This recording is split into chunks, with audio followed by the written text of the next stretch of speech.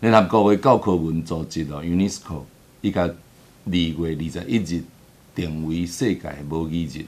我非常的支持。我感觉咱台湾的政府，尤其是未来蔡英文执政以后，会当甲2月21变做咱推动母语上重要的日子。我相信每一个人拢要保存台湾的文化，咱嘛以家己的文化骄傲自信。但是，这个语言若流失去，咱其实文化无法度继续来传承。所以语言甲文化拢是足重要。所以推动2月21作为台湾的母语日，而且未来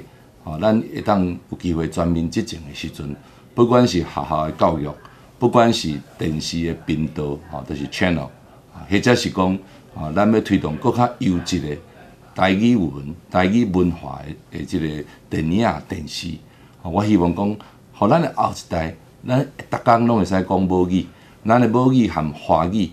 作为咱互相沟通、互相来传承文化重要的这个工具，而且嘛是这个继续来生产咱台湾独特的文化，是最重要的一个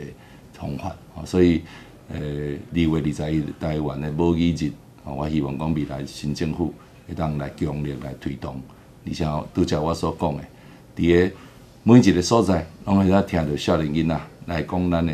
台语也好、客语也好、原住民语也好，这拢是这个推动母语日重要的工课。我做一个立法委员，我支持并且要烧招搁较侪立委，